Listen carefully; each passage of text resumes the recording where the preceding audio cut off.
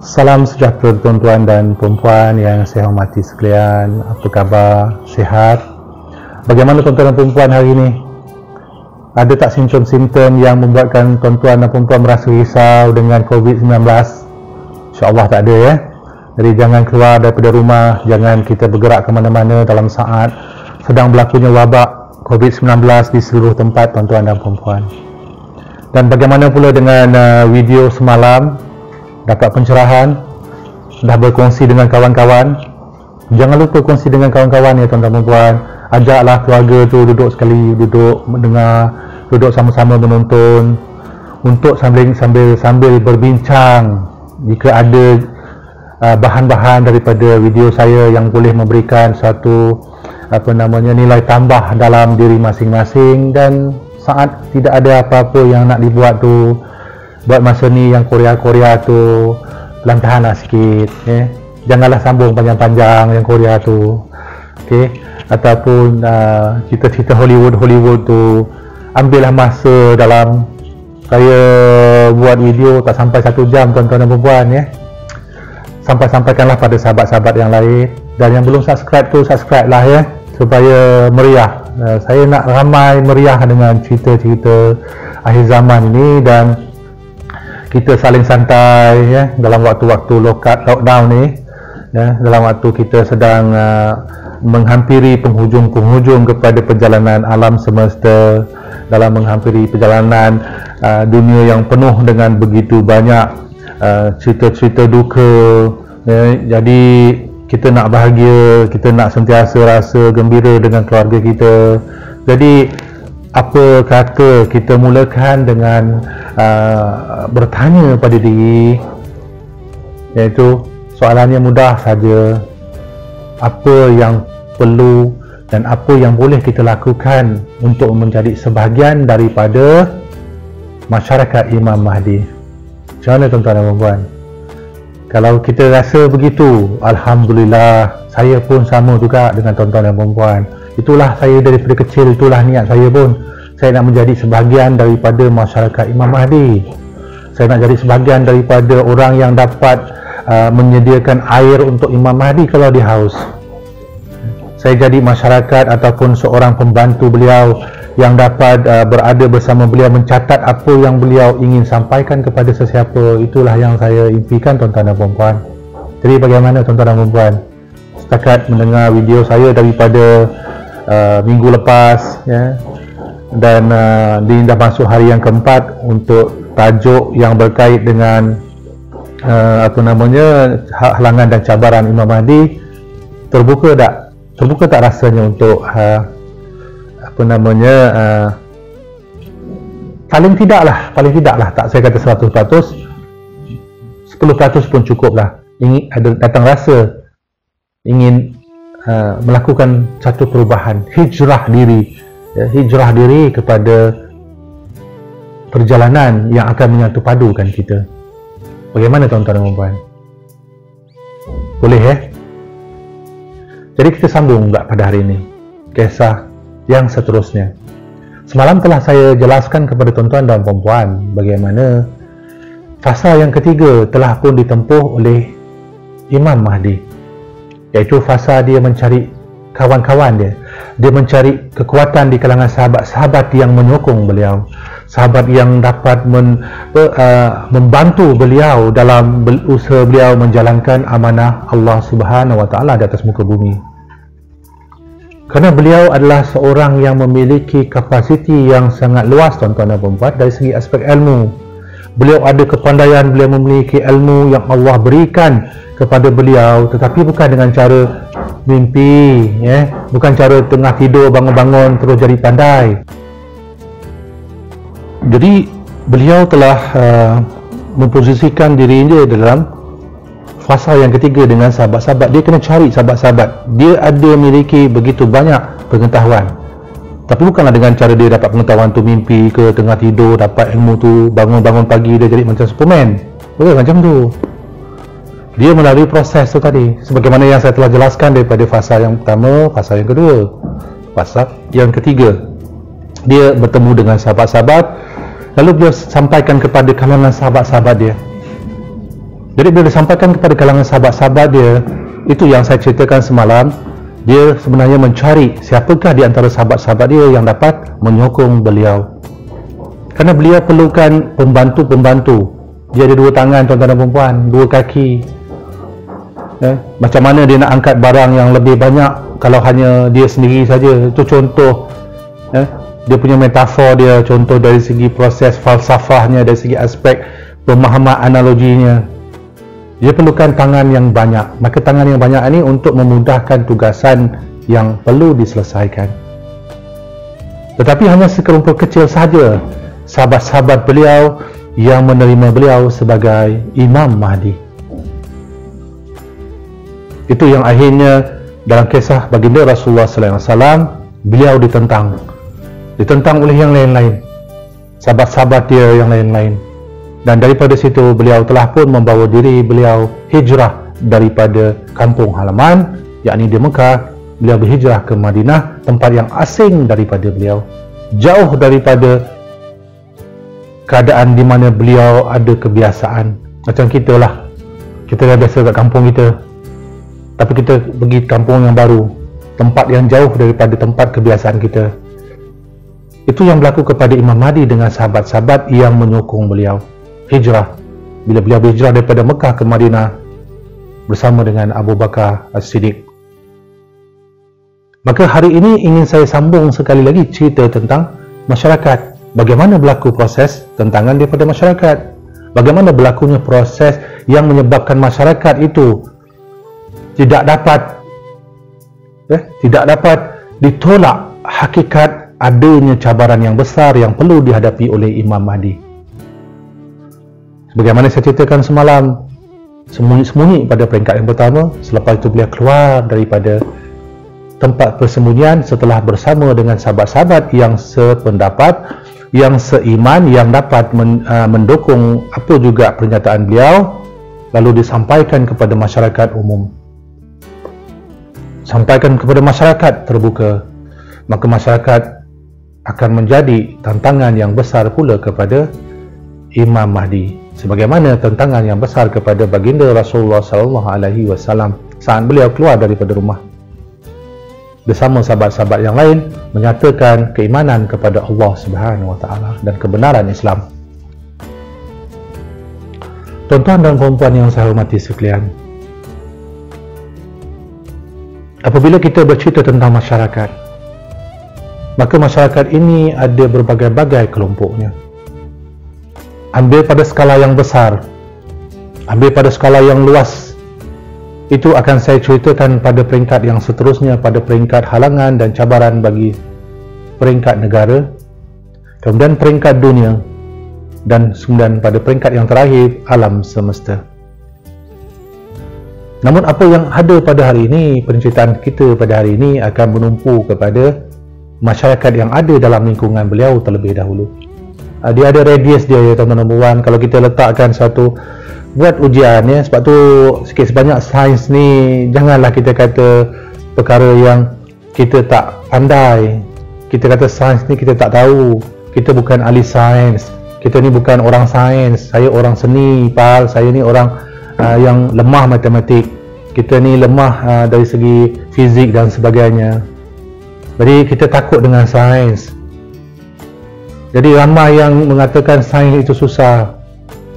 Jadi ia menjadi sebagai satu tabu, ketakutan yang tak bersebab. Sedangkan hakikatnya sains ini adalah suatu perkara yang sangat dekat kepada kita, dekat kepada Islam. Sains itu bukanlah sebagaimana yang diterjemahkan oleh maksud yang ada pada hari ini. Orang Barat menyatakan sains itu apa? Bagaimana pula penjelasan daripada kita, daripada Al-Quran? Ada tak penjelasan tentang sains? Ada, tuan-tuan dan puan-puan. Sains itu ada maksud khusus di dalam Al-Quran. Apa dia? Sunnatullah.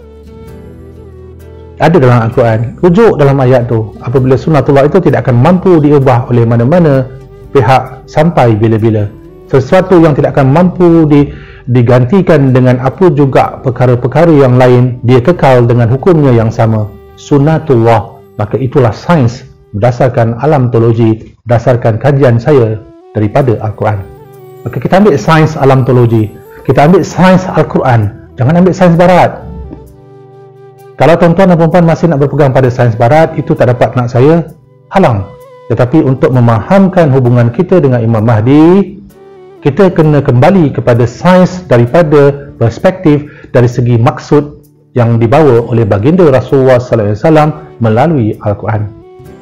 Maka balik kepada cerita sains ni, kenapa pula apa kisah mengena dengan masyarakat, dengan Imam Mahdi? Kerana tuan-tuan dan puan-puan, persoalan Imam Mahdi adalah persoalan sains, persoalan hitungan matematik, persoalan hitungan fizik, persoalan hitungan biologi, dan juga dari segi aspek kimianya juga. Semua terlibat kerana masyarakat adalah suatu kelompok yang tergabung daripada individu-individu yang memiliki begitu banyak variasi-variasi atas diri masing-masing. Maka di situ kalau kita lihat akan berlaku hubungan di antara satu sama lain, akan bertembung, maka dia menghasilkan suatu tindak balas. Maka dalam kimia itu adalah reaction, chemical reaction. Manusia ini adalah kimia yang berjalan, tuan-tuan dan puan. Kita ni kimia ni, semua penuh dengan kimia. Kita ni ada dalam badan kita ada elektrik.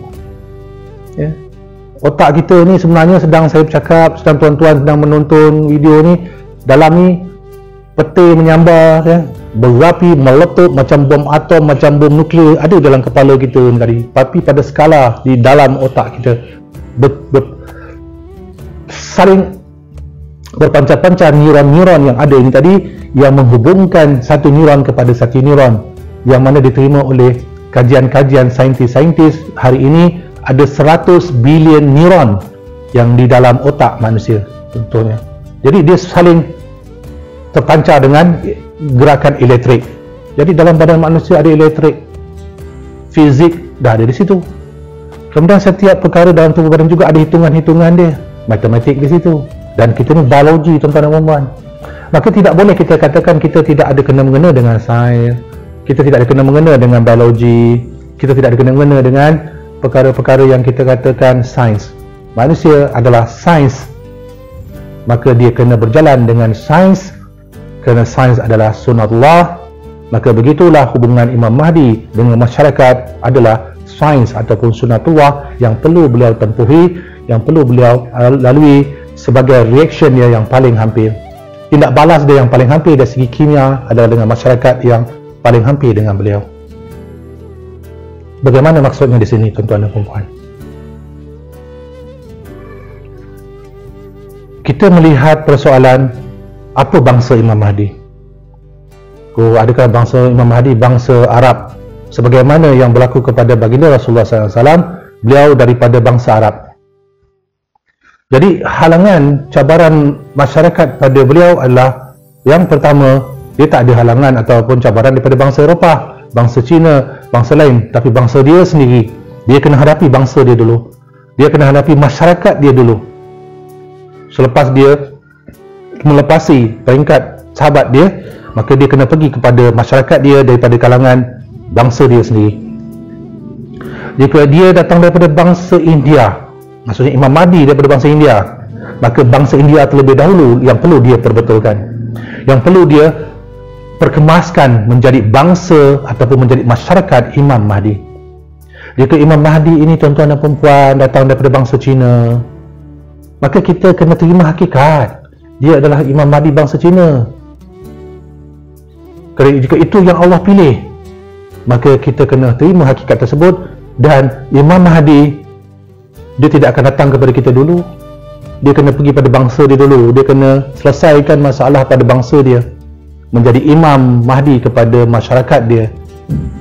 Kalau dia daripada bangsa Cina, maka dia kena menggerakkan bangsa atau masyarakat Cina itu terlebih dahulu menjadi masyarakat kepada beliau. Dan sekiranya Imam Mahdi daripada bangsa Eropah, bangsa Jerman lah contohnya. Yang Eropah ni ramai berbagai-bagai bangsa, tapi kita ambillah bangsa Jerman lah contohnya. Imam Mahdi adalah daripada bangsa Jerman, maka dia kena pergi kepada masyarakat dia dulu, masyarakat Jerman, bangsa Jerman. Maka dia kena menjadi imam di situ terlebih dahulu.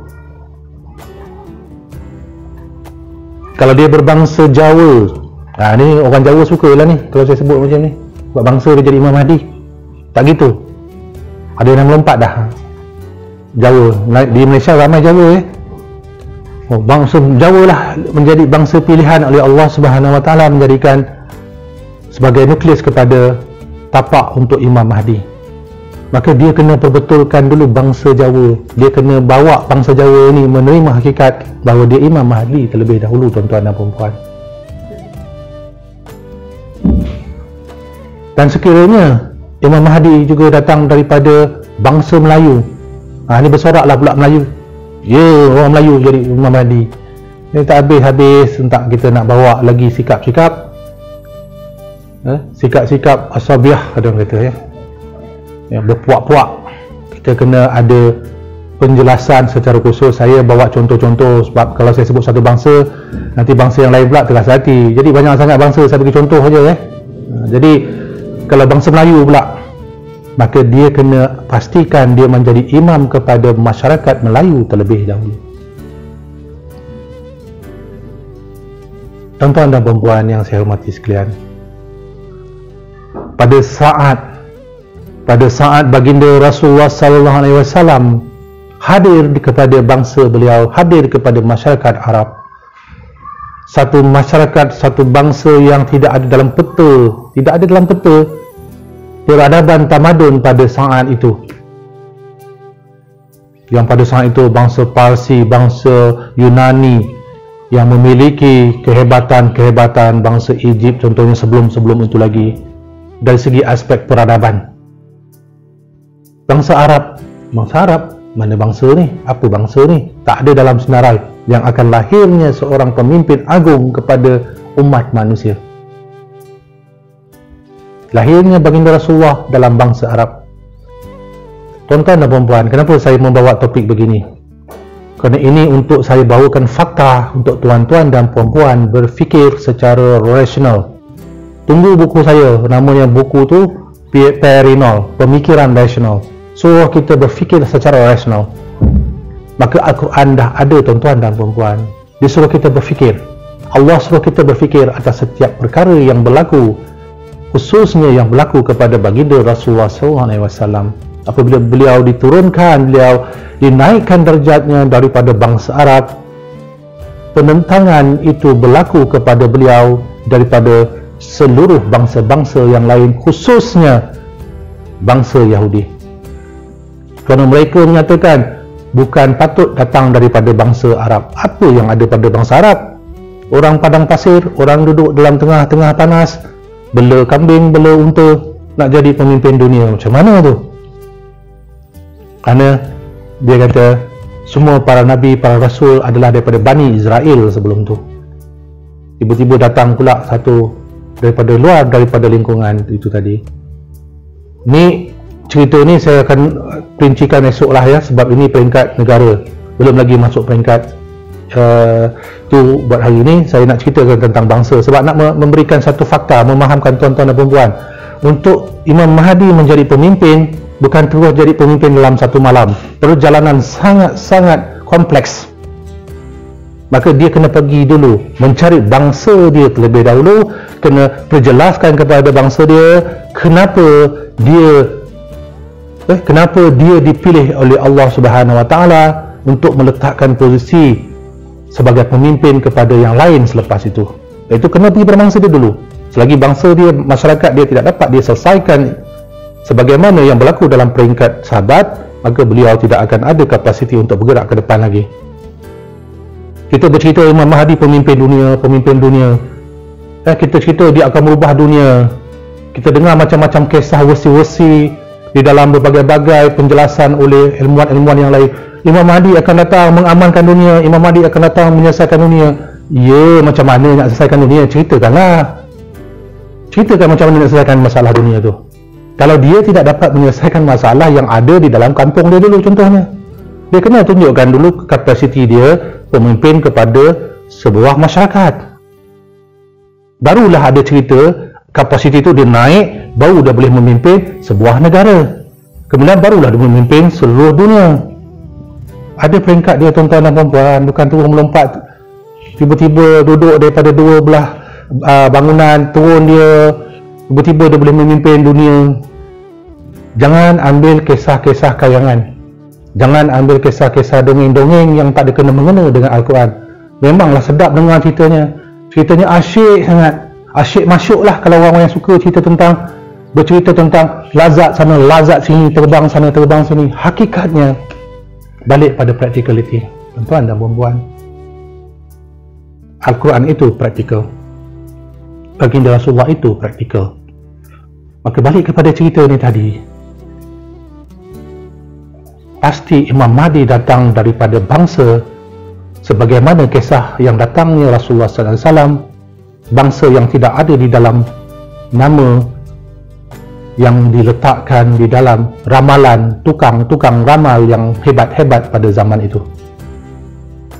Orang Yahudi, tuan-tuan dan puan-puan, adalah orang yang sangat pintar, sangat cerdik, sangat bijak, dan mereka juga ahli-ahli kitab yang ada pada zaman itu.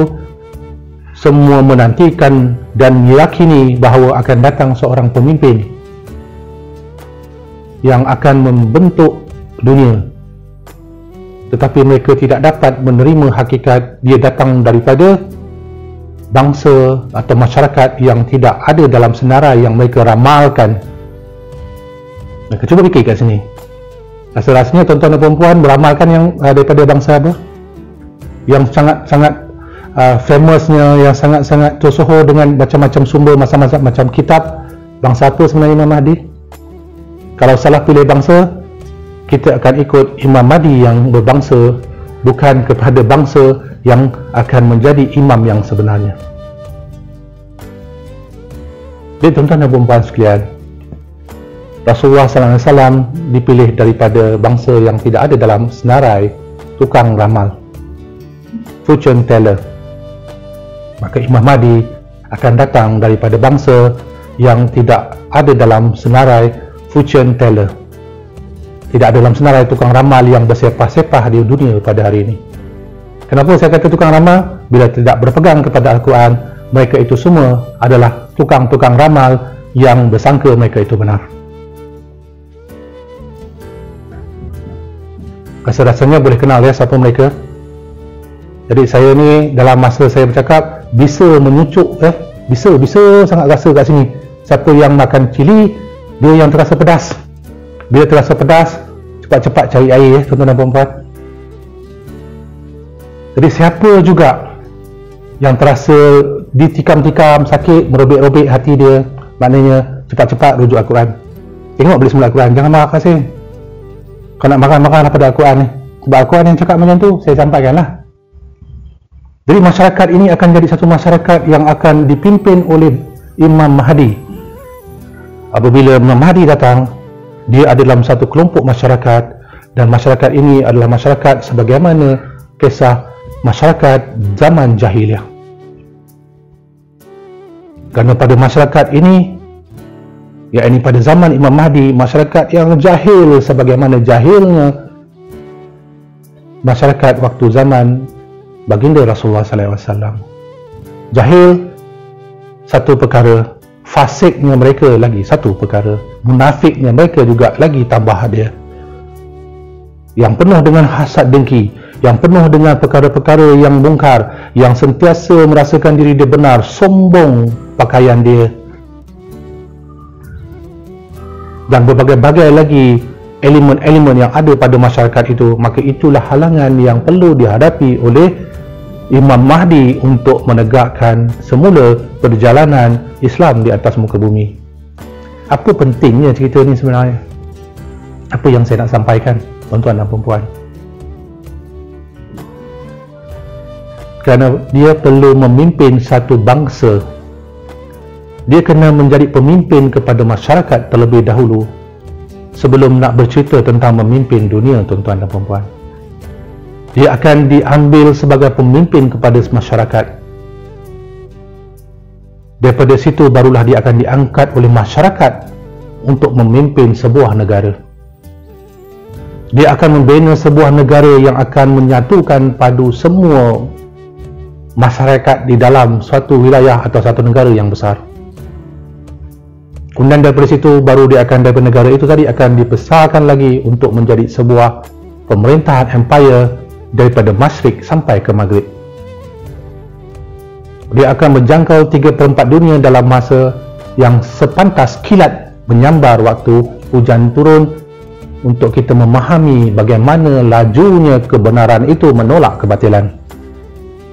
Dan saat beliau datang dan saat beliau berjalan, tidak ada sesiapa yang mampu menghalang dia, walau sejuta manusia yang ada di hadapan tetap tidak boleh menghalang Imam Mahdi berjalan dengan masyarakat dia nanti. Maka cabaran yang dia nak hadapi dengan masyarakat bukan luar, masyarakat dia sendiri, bertutur bahasa dia, memahami cara hidup dia, dan dia faham budayanya, dan dia faham cara pemikiran masyarakat dia. Tetapi masyarakat itulah yang akan menentang dia, yang akan menidakkan dia, yang mengatakan dia sesat, yang akan menyatakan dia gila, dan akan menolak dia sebagaimana baginda Rasulullah SAW ditolak oleh bangsa masyarakat Mekah pada saat tersebut. Tuan-tuan dan puan-puan yang saya hormati sekalian, Imam Mahdi berhadapan dengan masyarakat dia untuk meletakkan posisi dia sebagai imam.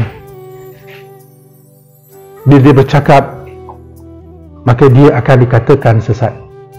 Bila dia sampaikan kepada semua, mereka akan cabar dia untuk mengeluarkan pernyataan-pernyataan atau menyatakan perkara-perkara yang tak masuk akal, tak masuk di fikiran. Kalau kau benar, ya Muhammad, kau tunjukkanlah kami kebenaran itu. Macam nak minta magic, macam nak minta sesuatu yang tidak boleh, memang tidak boleh dilakukan dari segi akal fikiran. Tetapi Allah itu maha kaya, Allah itu maha agung. Sesungguhnya Allah Subhanahu wa ta'ala tidak ada makhluk yang boleh menandinginya dalam apa juga perkara. Mereka merancang sesuatu keburukan kepada baginda Rasulullah, mereka lupa perancangan Allah maha besar ke atas apa juga perancangan mereka.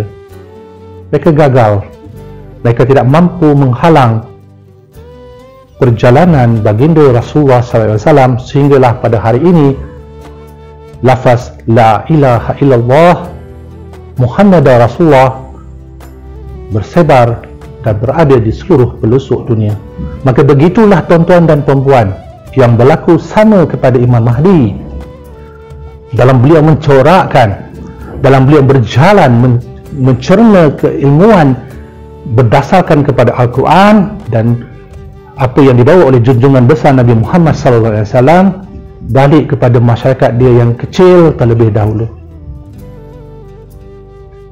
Beliau akan dijadikan sebagai manusia yang dihina, dipulaukan oleh masyarakat dia. Tetapi beliau bersama dengan teman-teman, ingat semalam, sahabat-sahabat dia yang jumlahnya kecil sahaja, yang tak ramai, yang akan bersama dengan beliau di saat beliau dibuang, ditolak oleh masyarakat beliau terlebih dahulu.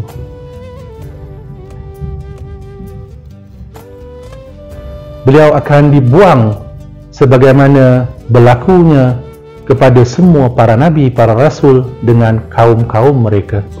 Tidak ada seorang nabi, seorang rasul yang tidak dihalau ataupun dibuang daripada tempat di mana beliau lahir. Jadi beliau akan diletakkan dalam posisi yang sukar, tuan-tuan dan puan-puan. Beliau akan berada dalam keadaan yang sentiasa dalam sebagaimana pelarian. Dia lari ke kiri, lari ke kanan, pergi ke sana ke sini mencari sokongan-sokongan daripada ramai pihak. Tetapi kerana dominan pada saat itu, masyarakat itu menolak, sebagaimana kisah baginda Rasulullah SAW, maka Imam Mahdi juga ditolak oleh bangsa dia pada hari ini.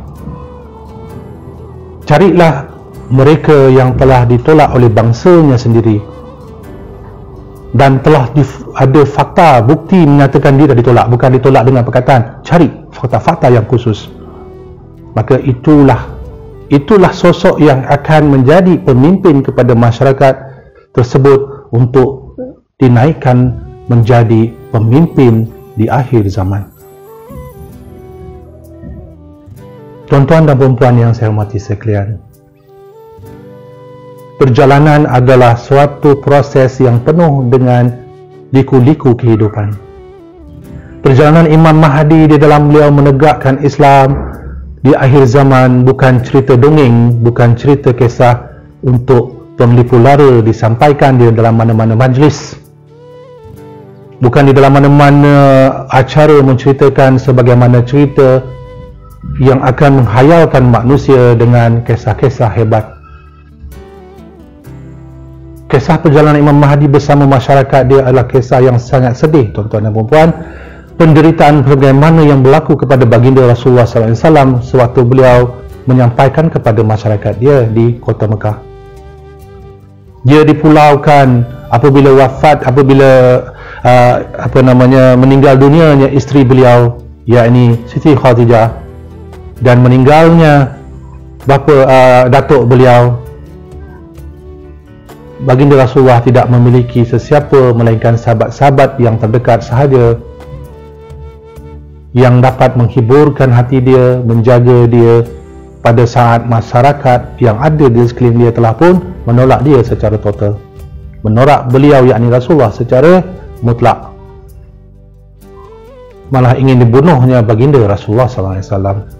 Maka itu yang berlaku kepada Imam Mahdi, tuan-tuan dan puan-puan. Jadi tuan-tuan dan puan-puan, cuba lihat di sini, fikirlah sedikit. Apa yang saya ceritakan ni, ada tak nampaknya macam nak disusun-susun satu cerita kisah-kisah lain, melainkan semua ada kaitan dengan kisah yang berlaku kepada baginda Rasulullah SAW.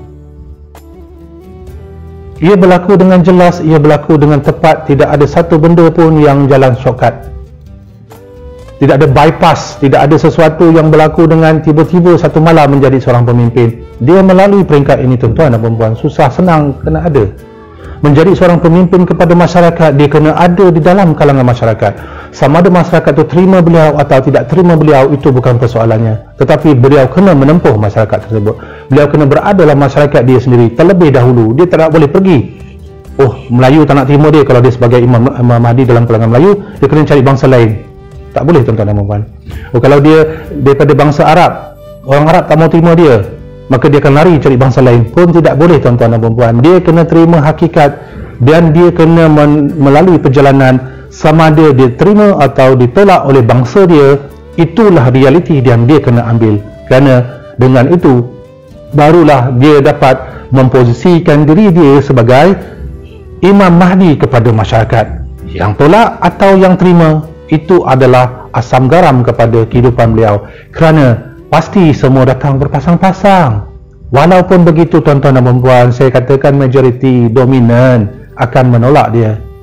Mutlak akan semua menolak dia, tetapi daripada mutlak itu akhirnya akan ada segelintir kecil minoriti yang mula menyisihkan diri daripada kebiasaan masyarakat, yang akan membawa diri keluar daripada pola fikir masyarakat yang sedia ada untuk menemui dan untuk mengikuti baginda Rasulullah SAW dan mengikuti Imam Mahdi pada perjalanan beliau. Dan beliau akan berhijrah daripada mana beliau dilahirkan. Begitulah yang akan berlaku kepada Imam Mahdi. Dia akan berhijrah ke tempat yang baru bersama sahabat-sahabat dan daripada sebahagian kecil masyarakat yang menerima beliau, untuk dia pergi pula kepada satu lagi masyarakat yang baru yang menerima beliau dengan tangan terbuka. Itu yang berlaku apabila hijrahnya baginda Rasulullah SAW daripada Mekah ke kota Madinah.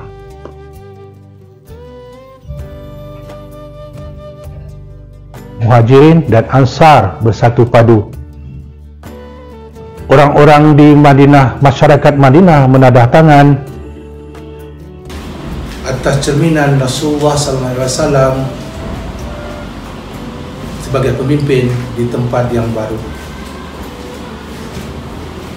Maka berbahagialah masyarakat yang kedua yang menerima beliau, dan di situ akhirnya tertegaklah nukleus kepada cahaya Allah Subhanahu wa Ta'ala, dan Islam bermula secara horizontalnya, bukan vertikal, horizontalnya, daripada Madinah ke seluruh muka bumi pada hari ini. Tuan-tuan dan puan yang saya hormati sekalian, Imam Mahdi akan melalui perasaan dan situasi perjalanan yang sama. Masyarakat beliau akan menolak beliau, tetapi akan ada sedikit sangat jumlah yang kecil daripada bangsa dia yang akan menerima itu. Dan bangsa beliau ini akan mula bertanya-tanya tentang beliau dan ingin mengikuti beliau ke mana juga beliau akan pergi. Dan jika beliau daripada bangsa Melayu, maka saya juga akan nak ikut beliau, sebab dia bangsa Melayu, saya pun nak ikut beliau. Kalau dia lah benar, memang dia benar sebagaimana yang dinyatakan, kalau dia berhijrah ke mana pun saya akan ikut. Sebab tu tuan-tuan dan puan-puan, saya ni berjalan 3/4 dunia sebab saya nak cari ke mana sebenarnya dia duduk. Sebab dia tidak akan ada di dalam kalangan bangsa dia apabila masuk fasa yang seterusnya. Kerana dia tidak dapat lagi diterima oleh bangsa dia, tetapi dia akan diterima oleh bangsa yang lain, masyarakat yang lain, dan akan ada penerimaan secara total oleh bangsa-bangsa dia, masyarakat dia selepas dia menaluki dunia. Tetapi dah terlambat tuan-tuan dan puan, tak sama dari barisan hadapan. Kalau kita solat tu saf duduk di belakang, di belakang sana. Tapi barisan saf yang depan tu dah tak dapat dah. Sebab kita tolak awal-awal. Jadi nak dapat dia punya barisan depan tu, dapat ujung-ujung lambai-lambai macam tu je lah. Itu pun alhamdulillah kalau dapat duduk dalam satu kelompok yang sama, dapat solat dalam saf, walaupun saf di belakang, tapi masih dapat berimamkan dia. Alhamdulillah. Kalau tak dapat langsung macam mana? Maka itu tuan-tuan dan puan yang saya hormati sekalian, banyak sebenarnya yang ingin saya sampaikan kepada tuan-tuan dan puan, banyak perkara yang ingin saya terjemahkan kepada tuan-tuan dan puan. Semua ada dalam Al-Quran. Semua jelas. Apa yang saya ceritakan ini semua jelas di dalam Al-Quran. Ianya bukanlah sesuatu yang boleh kita buat-buat. Kecintaan kita kepada baginda Rasulullah sallallahu alaihi wasallam tidak dapat kita ubah. Kebahagiaan kita melihat Al-Quran itu sebagai cahaya daripada Allah untuk menerangi kegelapan kita tidak akan dapat kita ganti dengan apa juga perkara. Walau gunung emas diletakkan di hadapan kita, tidak dapat dia menandingi satu ayat daripada Al-Quran yang maha luas, nikmat yang telah Allah sediakan untuk kita. Lagi itu yang nak dibawa oleh Imam Mahdi kepada masyarakat dia. Nikmat sebenar, nikmat yang kekal abadi, daripada duduk di dalam dunia yang penuh dengan perkara-perkara yang membawa manusia kepada perpecahan, kesombongan, dan membawa kepada kehancuran, dan menjadikan manusia bahan bakar di dalam api neraka. Tuan-tuan dan puan yang saya hormati sekalian, yakinlah bahawa Islam itu benar. Yakinlah bahawa Rasulullah itu adalah manusia yang telah menyampaikan kebenaran. Yakinlah kiamat itu bukan cerita-cerita dongeng oleh mana-mana penipu lara. Yakinlah bahawa setiap kebaikan yang kita lakukan walau sebesar zarah, pasti Allah ada hitungannya. Maka berbuat baiklah kita tuan-tuan dan puan-puan. Di saat Allah masih berikan nafas kepada kita, masih Allah berikan lagi nyawa kepada kita. Kerana dengan cara itulah kita dapat menjadi masyarakat kepada Imam Mahdi. Masyarakat yang dapat mendukung Imam Mahdi. Imam Mahdi sengsara tuan-tuan dan puan-puan, jenuh dia nak menjelaskan kepada masyarakat dia, jenuh dia nak menyatakan kebenaran kepada masyarakat dia. Tuan-tuan dan puan-puan, cuba fikirkan, baginda Rasulullah menyatakan kepada masyarakat, Allah itu tidak ada dua, tidak ada tiga. Qul huwallahu ahad, Allahus samad, lam yalid wa lam yulad wa lam yakul lahu kufuwan ahad. Allah itu tak ada dua, tak ada tiga. dan Allah itu tidak beranak dan tidak diperanakan. Tidak ada apa-apa penyatuan ataupun bergabungan yang boleh diletakkan atas kesampingan Allah dengan yang lain. Baginda Rasulullah menyampaikan kepada masyarakat pada saat itu. Tapi apa yang berlaku tuan-tuan dan puan? Sesat kau ni, gila kau ni nak apa? Nak kami sesah kamu, nak kami bunuh kamu, kamu nak tukar apa yang telah kami dapat selama ini, yang datuk nenek kami telah berikan kepada kami selama ini, yang kami ikut selama ini, kau nak tukar ke sebenarnya Muhammad? Kebiasaan yang telah menjadi sebab darah daging kepada kami, itu yang kau nak tukar. Macam mana perasaan Rasulullah SAW, tuan-tuan dan puan? Macam mana perasaan beliau yang menyampaikan kebenaran tapi diherdik, dituduh gila, malah dituduh sesat, lagi menyesatkan katanya nanti. Kenapa? Kerana beliau nak menyatakan kebenaran kepada masyarakat. Maka begitulah masyarakat akan melakukan yang sama kepada Imam Mahdi. Imam Mahdi jelaskan kepada mereka, kita kembali kepada Allah, kita kembali kepada Al-Quran. Al-Quran sahaja sebenarnya, tidak ada tempat yang lain. Al-Quran sahajalah yang akan menyunduk kegelapan kita. Lalu mereka akan kata, habis yang lain-lain macam mana? Kamu nak kami tinggalkan apa yang dah kami pegang selama ini? Engkau kata ini semua tak betul. Jadi tok nenek kami, guru-guru kami, semua yang lama-lama ni semua salah. Semua dah tak betul. Semua dah sesat. Engkau yang sesat sebenarnya. Sama tak ayat tu tuan-tuan dan puan dengan apa yang berlaku kepada baginda Rasulullah, yang akan berlaku kepada Imam Mahdi daripada masyarakat dia. Kerana masyarakat dia sama macam sebelum itu pada masyarakat baginda Rasulullah yang dah taksub dengan cerita-cerita nenek moyang, yang dah taksub dengan cerita-cerita mereka yang terdahulu, yang telah pun doktrin yang dah melekat dalam jiwa dan tidak boleh lagi diubah.